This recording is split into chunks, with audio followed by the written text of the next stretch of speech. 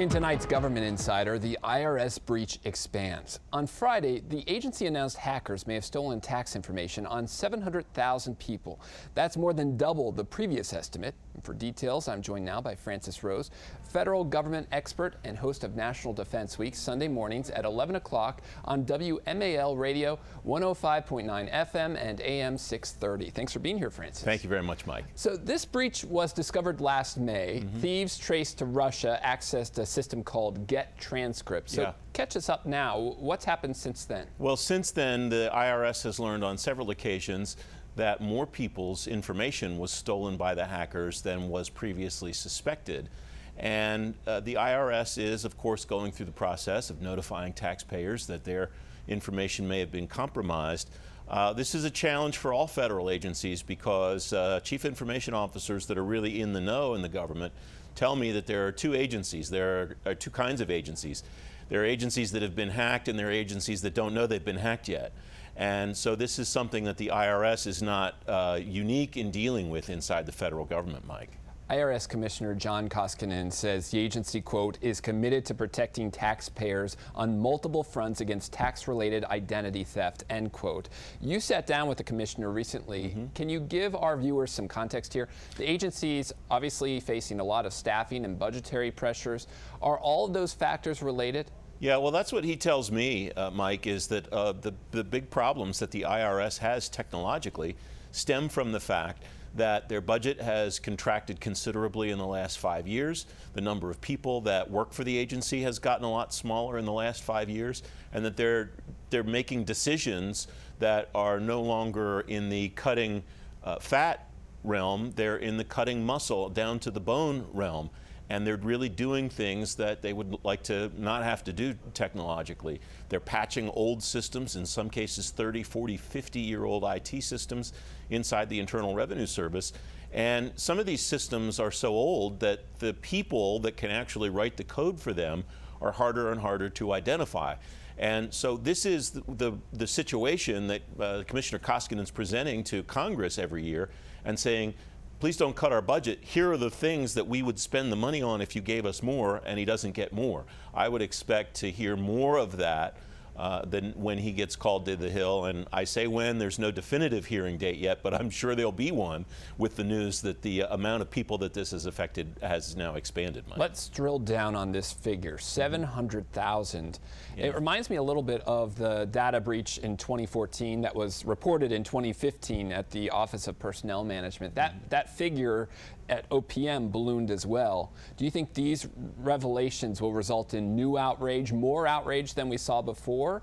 Or is this simply just how cyber forensics works? I think the answer is yes. I think that people who are prone to already be opposed to whatever the IRS does because it's the IRS doing it, most of those folks on Capitol Hill, will be outraged by this. I'm not suggesting they shouldn't be, because the exposure of 750,000 taxpayers' information to hackers is a really bad thing.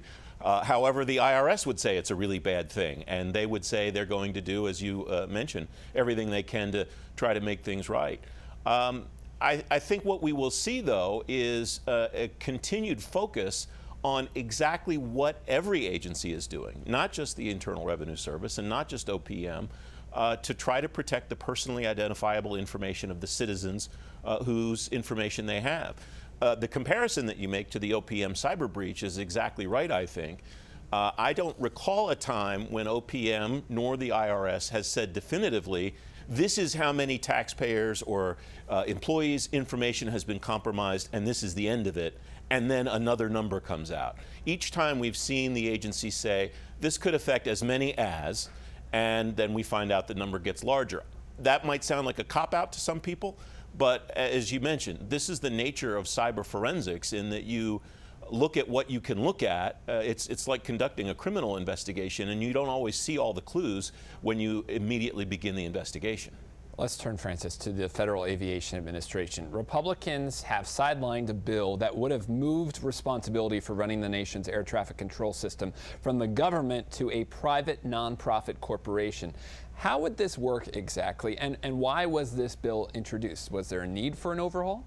Well, the Federal Aviation Administration is another agency that suffered from a number of challenges with information technology upgrades.